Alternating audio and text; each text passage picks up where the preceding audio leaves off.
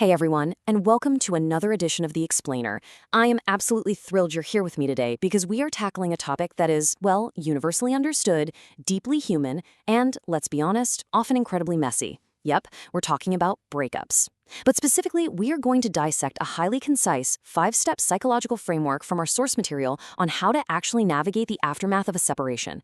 We're going to take this seemingly simple list and unpack the deep logic behind it. So get ready, because we are turning raw heartbreak into a structured, completely understandable process. Okay, let's dive right into this. Can a broken relationship actually be fixed? I want you to take a second and really think about it. If you've ever been through a breakup, you know the absolute emotional chaos that follows, right? Your mind is just racing, the stakes feel impossibly high, and all that emotional turmoil makes it so incredibly hard to see clearly. It feels entirely overwhelming. But the framework we're exploring today pushes back against that chaos. It suggests that a broken relationship doesn't just need time. It requires a logical, incredibly structured solution to navigate those highly charged emotional waters. And here is that structured solution. 5 simple points. 1. The no contact rule. 2. Self-improvement. 3. Emotional reconnection. 4. Positive communication. And 5. Creating attraction again. Now, it is absolutely crucial to understand that this isn't just a static list of, helpful tips you can pick and choose from. What we're looking at is a deliberate chronological progression. It's literally a step-by-step hero's journey. You have to start at absolute zero contact, go through a personal trial, and only then can you arrive at renewed attraction. You literally cannot skip steps. Let's move forward and see exactly how this builds. So here is our roadmap for today's explainer, mirroring that exact journey. We're going to cover 1. The path to reconciliation. 2. The power of distance. 3. Rebuilding yourself first. 4. Opening the lines. And finally, 5. Reigniting the spark. This is your clear, structured guide through these 5 crucial phases. Let's start right at the beginning with Section 1, the path to reconciliation. Now, the emotional weight of separation is completely valid, of course it is, but this phase is really about shifting our mindset. We need to look at the upcoming steps not as emotional reactions, but as objective, strategic tools. Rebuilding starts with a strategy, not just emotion. Look, when you're operating purely on emotion, you might, text your ex at 2 a.m. or beg or plead. We've all been tempted. But strategy dictates a totally different approach. The logic of this psychological framework demands that we start this journey at a great distance, completely removing the heat of the moment and only slowly, very deliberately escalating the emotional stakes step by step. And that brings us seamlessly to Section 2, the power of distance. Now, what's really fascinating about this concept is how it introduces the absolute foundation of this entire roadmap, the no contact rule. It's defined as a strict period of separation to reset the interpersonal dynamic and create boundaries. And listen, it is not a punishment for your ex. Actually, scratch that. It's more like a necessary hard reset. When a relationship ends, the dynamic is usually incredibly strained, right? By enforcing a strict no-contact rule, you're immediately establishing firm boundaries. You are stopping the bleeding. You're halting the cycle of arguments, the misunderstandings, and that immediate post-breakup panic. You are literally clearing the board so a brand new game can eventually be played. Conceptually, we can map out how this distance operates over time. Just look at this progression.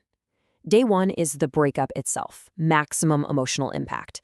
But by week 1, you're actively creating space. By week 3, the magical thing about the no contact rule kicks in. You are breaking habits. You're breaking the habit of expecting their text, the habit of checking their social media constantly. And finally, by month 1, you achieve clarity. This perfectly illustrates why silence is golden. Enforcing this distance is the mandatory catalyst. You simply cannot set the stage for the next phase of reconciliation without passing through this period of silence first. Which leads us right into Section 3, rebuilding yourself first.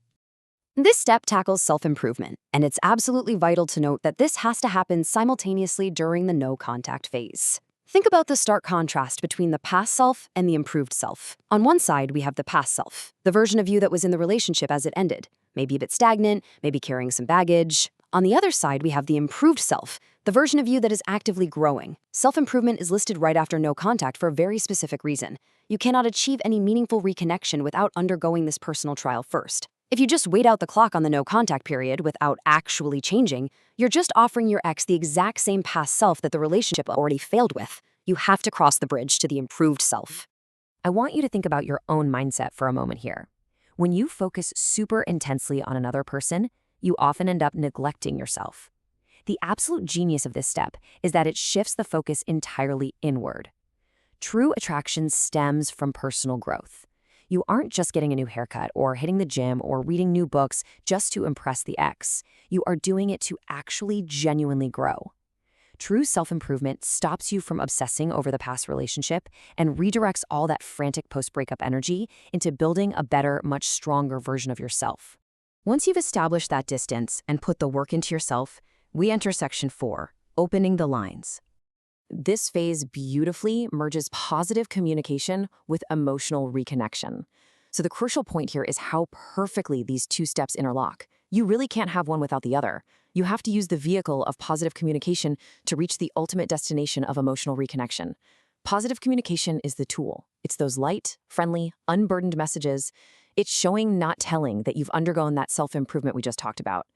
And emotional reconnection? Well, that's the natural result of using that tool correctly over a period of time.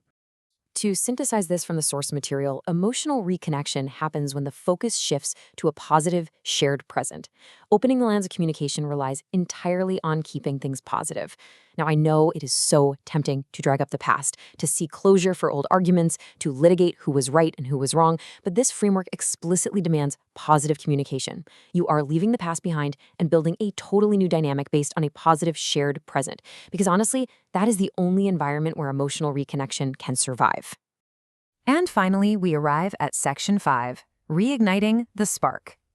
This represents the final climax of the roadmap, creating attraction again. And this brilliantly illustrates the entire purpose of the framework. Notice how this is the very last step. Renewed attraction is the natural, inevitable payoff that only occurs after the previous 4 steps have been fully and properly completed. There's no hacking it. You can't just jump to creating attraction without the distance, without the self-growth, and without the positive communication. Attraction here isn't some cheap trick. It is the organic byproduct of 2 people who have given each other space and improved themselves, rediscovering each other in a totally new, positive light. Reaching this final step means you are returning to the interaction completely transformed. If these 5 ways were followed exactly as this psychological roadmap intended, no contact, self-improvement, emotional reconnection, positive communication, and creating attraction, you aren't stepping back into the old relationship. That old relationship is over. What you've built, step by logical step, is a structurally renewed dynamic. You are 2 upgraded individuals who are choosing to connect all over again. Which leaves us with this final, incredibly provocative question to ponder. Are you ready to rebuild the relationship, or are you ready for something new? Because here's the ultimate twist of this whole 5-step journey. By the time you successfully enforce no contact and genuinely focus on self-improvement, you might just find that the ultimate victory isn't getting your ex back at all. The real victory might just be the completely renewed, confident version of yourself, ready for whatever or whoever comes next. Thank you so much for joining me on this journey today. Keep learning, keep growing, and I'll catch you on the next explainer.